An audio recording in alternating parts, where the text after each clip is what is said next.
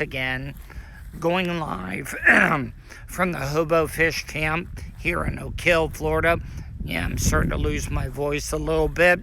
It's been a long day. Went and saw a movie with Bob, my neighbor. Went and saw Midway, which was a great movie. So make sure you check out the movie Midway. Great war movie, great action movie, and I think you guys will like it a lot. So it's getting that time of the year again where a lot of the snowbirds are moving back down here. During the summertime, the Hobo Fish camp is... What's up, Harry? The fish camp is dead. There's not a lot of people here. But when it comes to wintertime, a lot of people start moving in. A lot of the snowbirds move in. And one of my favorite snowbirds that I've met the past couple of years is a very smart guy, one of the smartest guys that I've met in a very, very long time. His name is Ken, but he's Professor Ken. What's up, crew Smitty? I call him Professor Ken, and we're going to check in with him because he's out here fishing, and he also wants me to show him how to throw the cast net. So I'm going to teach him. I don't know if I'm going to do it tonight, but we are going to do a live stream where I show him how to use the cast net to be able to catch bait for him to be able to go fish. So I'll come over here and introduce you to Professor Ken. Ken, what's up? Say hi to my audience. Good evening. Good evening. Now let me see your rig. Is this the same pole you've been fishing with the last couple of years? Yeah, it is. It is. It's my light action, general purpose off the wall sort of rod Now, that I like to use. Now I got to ask you, did you bring your fly reel down this year? I did. I brought my fly reel. You did bring your fly reel. Right, but we haven't really caught any of that for 3 years. I haven't had any luck like that. That was the first year I came. I've been here. This is my 4th season here, as you know, Patrick. And how do you like it down here? You know, now, where are you from originally? I'm from upstate New York. Upstate New York. In the Catskill Mountains. And you and your wife come down here every year. This is our 4th year that we've been able to come down for the winter here. And you guys have become really good friends with the people down here. Like, my mom and dad absolutely love you guys when you guys come down. You guys are some of the greatest people we've met. It's a very friendly park. And Harry says, what's up, Professor? Peace and cheers. Yeah. So, but you guys have been coming down here for 4 years, so you come out here and fish a lot. You want me to show you how to throw the cast net. I showed you last year. Yes. And you want me to show you again. I need a refresher course. I'm here for continuing ed. Yeah, so the mullet are running right now, so we can catch you some mullet for bait, but I still think shrimp is going to be... So you've already caught a fish tonight, you said. Yeah, I caught a 12-inch trout, sea trout. Why didn't you keep it? Because he was too small. Yeah, too small? I was just testing you. Just testing you. Yeah. 15 inches, and this one was about a foot. And I don't keep anything unless I can fillet it. Yeah. It needs to have shoulders. Yeah. Hey guys, if you're watching right now on chat, if you could do me a favor, I'm trying to spread the word. If you could go on your social media and share my live stream right now, that would be great. So if you could share it, I want to get as many people. See, a lot of people have been here. Hold on, let me switch the camera so I can get back to me. A lot of people have been watching on the replays. Because I'm having to use a third-party app, I still cannot live stream from the actual YouTube app itself. So I'm using Streamlabs to be able to broadcast live on YouTube. And I don't know if it alerts it. So if you guys could do me a favor and go on your social media and share to people my live stream right now so I can get as many people as I can watching live. But people can still go back and watch it after it uploads on YouTube. So let's go back to Ken here. So Ken, you're down here. Patrick. How long are you guys down for? We are going to stay through February. And then you guys head out to Cedar Key, right? Yes, then we go go over to see the key because it's warm enough over there. Now, let people know, and I call you Professor Ken, but a lot of people want to know why I call you Professor Ken. Can you just elaborate a little bit of what you're a professor of and what you did? Sure. Right now I'm retired. So You're retired. I'm but what Professor were Emeritus. I'm Professor Emeritus of Veterinary Science for the State University of New York. Yeah. At Delhi. Now, give me an example of the kind of stuff that you teach Sure. and what you guys do. Right. We teach veterinary technicians. Yeah. And if you know, when you bring your pet to the doctor, to the veterinarian, there's the veterinarian, then there's the veterinary technicians who work with them, like a nurse. Yeah. And so those are the people that we train. And they have at our college, they can get an associate degree or a bachelor's degree. Yeah. And they have to take a state license exam to be a licensed veterinary technician. And one of the greatest things that I can say about my students is that they have almost a religious-like calling to this field. Yeah. That they know since they were little kids that they wanted to work with animals, and that makes them self-motivated. So now, working with animals, I want to ask you, you guys have said that you guys have had problems with PETA protesting, with stuff that you guys do with the animals. Now, give me an example of what PETA's done to mess with you guys a little bit. Oh my gosh. Well, first of all, let's say that we have a very good relationship with our local humane society. Yeah. Because veterinary technicians are the good guys. Yeah. They're the ones that trying to save lives, help animals. Yeah. All right. So let me get that straight right away. And then I want to say that we have a very good working relationship with our local humane society, so that we get stray dogs and cats, probably maybe 30 dogs a semester and maybe 40 cats a semester and we try to make them more adoptable. So we spay them, we neuter them, we give them all their vaccinations, we give them tests for parasites, we cure their parasitic load, we put them through obedience training. Yeah, no, but let me ask you this though. So why would they be mad at you guys though? Is it because you guys dissect and do stuff to animals? Or why would they be upset at you guys? Well, mainly because they don't really understand what we do. Yeah. Patrick, that's why some people get upset with us. And they don't understand how one has to train a veterinary technician. A veterinary technician is one who does with their hands. They have to be able to manipulate all kinds of animals. They have to be able to give injections, to administer anesthesia, to do all of these sorts of things.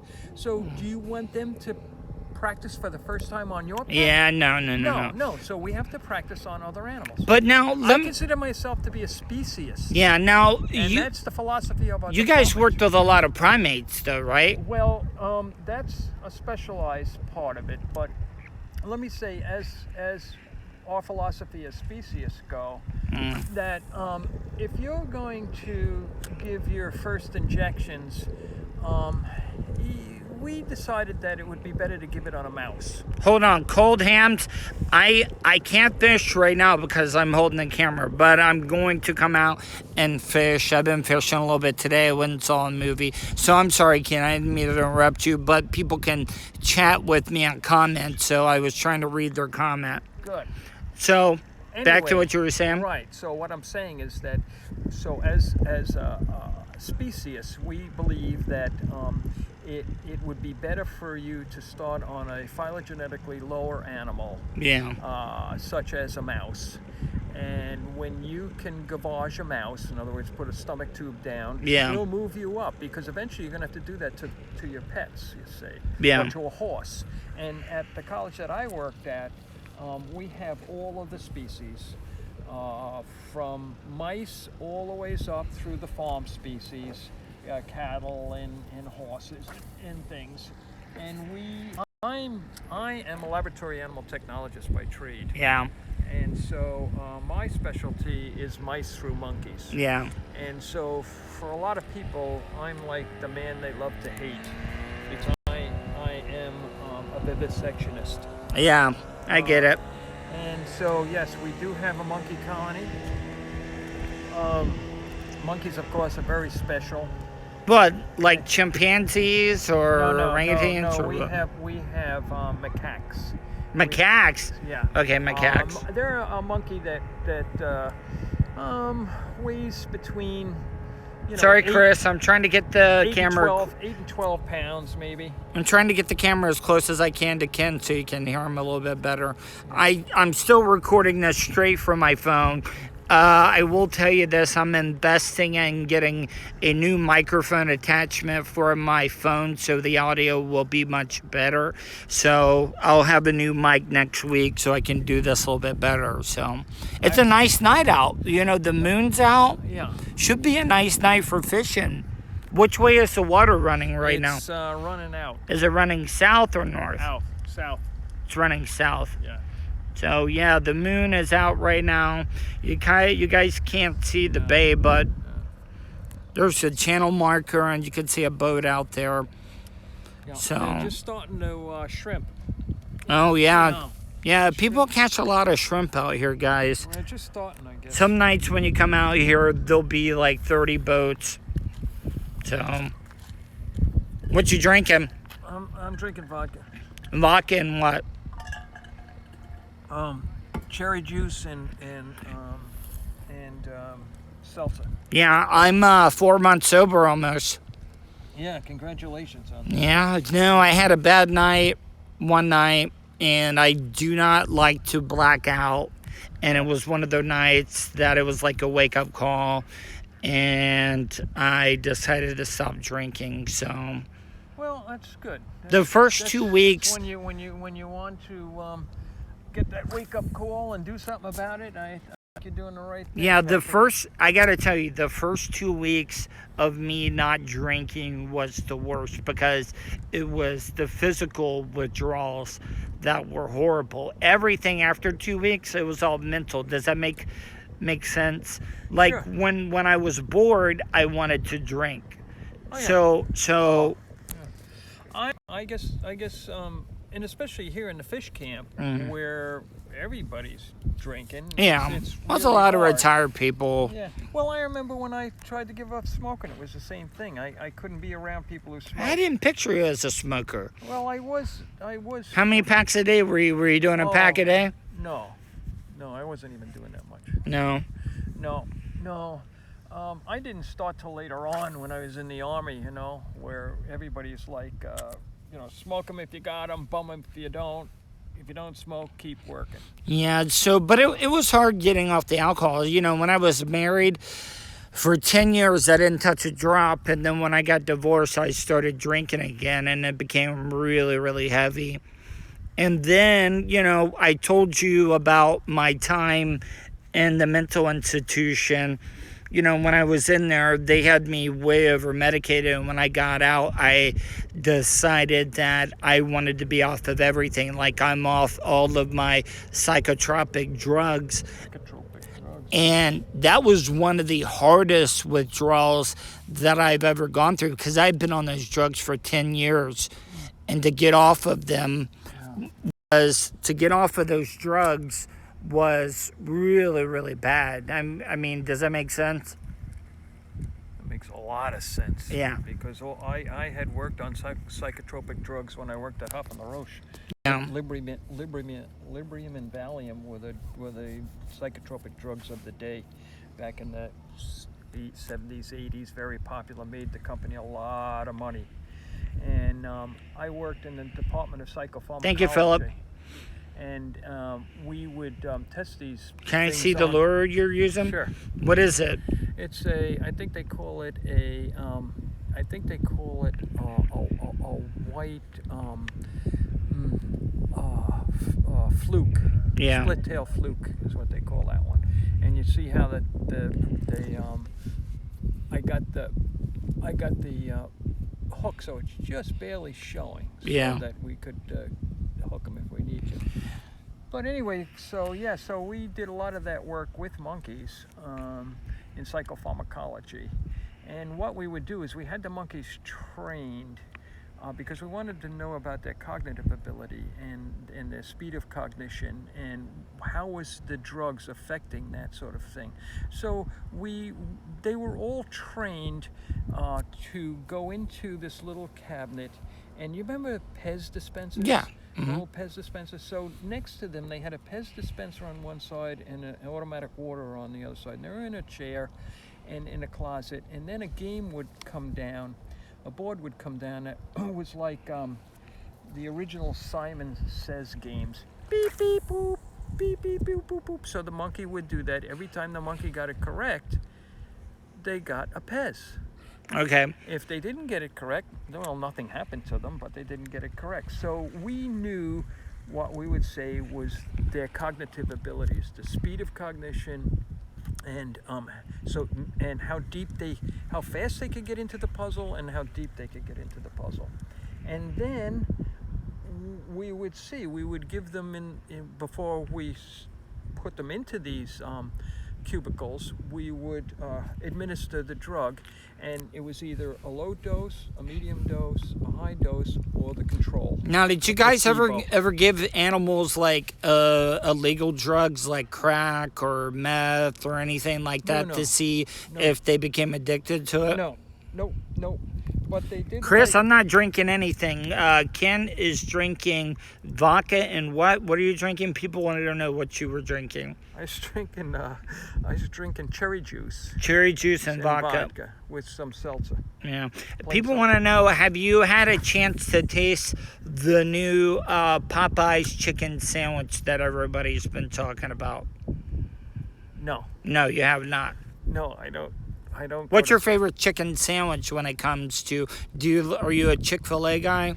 Where I live, we don't have any of that sort of stuff in the Catskill Mountains in New York. But I do enjoy Chick-fil-A. Yeah, you do. Yeah, I never had Popeye. You never had Popeyes? No, I don't know Popeye. Everybody is making a big deal. Have you heard about this? So No. it's like the growing craze when it comes to fast food. It just shows you what marketing can do to drive a product. But everybody wants the new Popeye's chicken sandwich.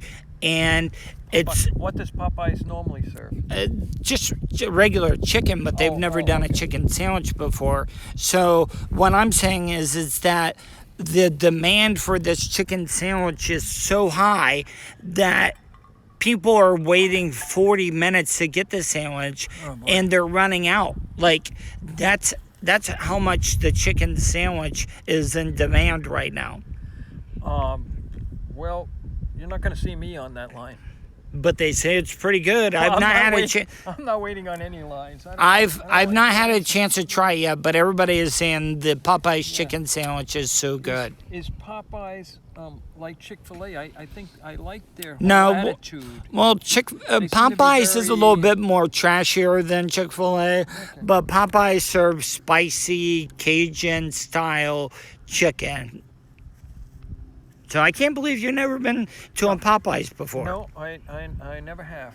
I'm completely naive. So look at that big fish following my bait. Wait. Hold on. I see some. No, it looks like a needlefish. Needlefish. It's a needlefish. There are two of them. So I invited you.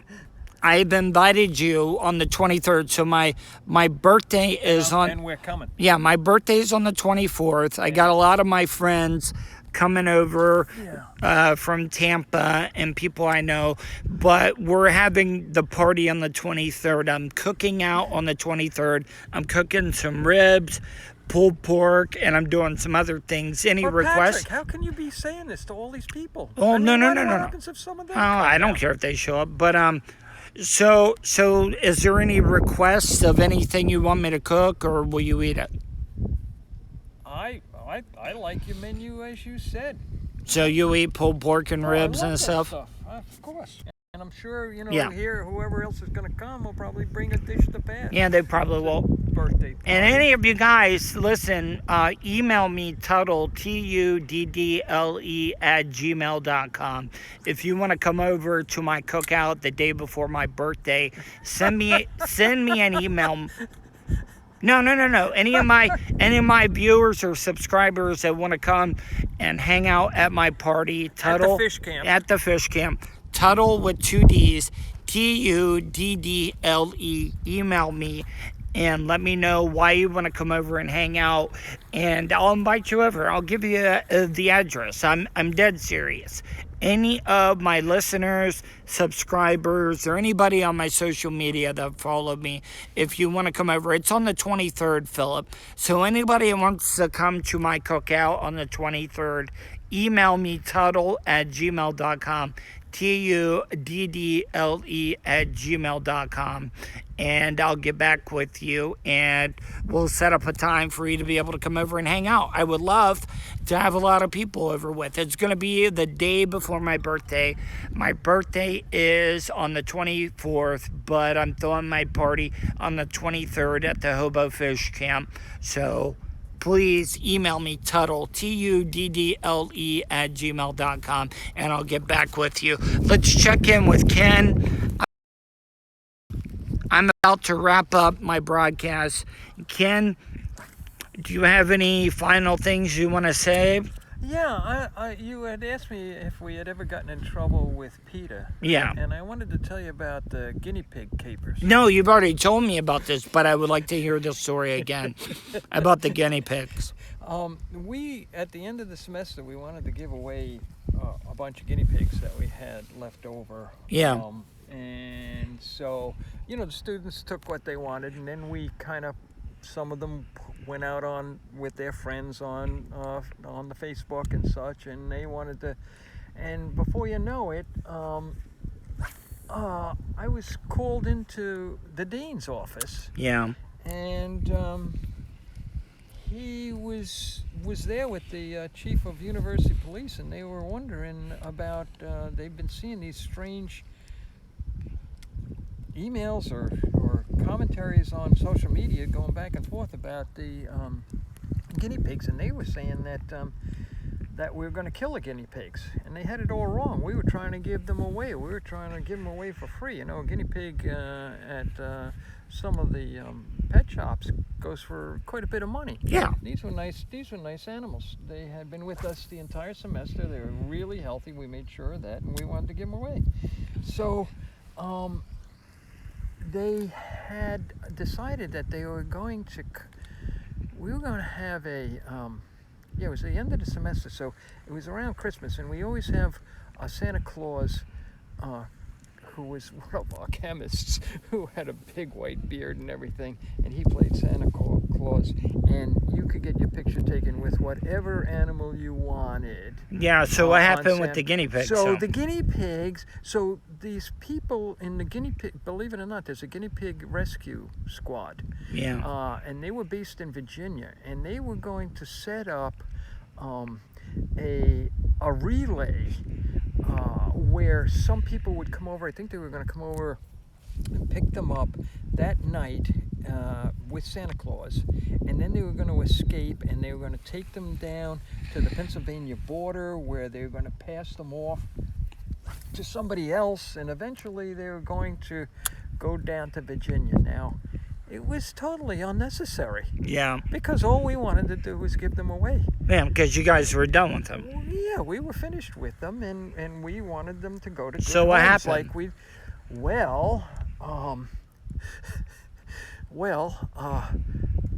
University police had a big to-do about it, because, they put somebody there next to Santa Claus who was in plain clothes, and they were watching everything, including who was going to come and look at the guinea pigs and stuff. And so, as it turned out, somebody had warned the guinea pig rescue squad what was going on. Thank you, Tuddle's Fake News. Riveting stuff. If you don't like it, sign off. I'm having a good time, so fuck off. All right, so go ahead. So anyway, the guinea pig rescue was turned into be a big joke. and all the guinea pigs found really nice homes, and we had heard from people who had adopted the guinea pigs, especially for their little girls, who like to dress them up in dresses and put them in baby carriages and carry them around. Yeah. All right, Ken. Well, I'm going to take a little bit of a break. I'm going to go grab my pole and join you. So thank you for joining me. Well, thank you, Patrick, and good evening to all of you viewers. Yes. Well, I'll be back in a few minutes. So listen, guys, I'll be back later tonight. I'm going to broadcast again. I'm trying to do as much social media content as I can. So make sure you subscribe to my YouTube channel, youtube.com/Tuddle. Make sure you hit the little bell icon so you're alerted to when I go live. Follow me on Twitter @Tuddle. Follow me on Instagram @Tuddle. And follow me on Facebook, Tuddle. Every bit of my social media is Tuddle. Tuddle with 2 Ds. Tuddle, and you can always email me, tuddle@gmail.com. I'll be checking in with you guys later on tonight. Thank you so much. I'll see you in a few.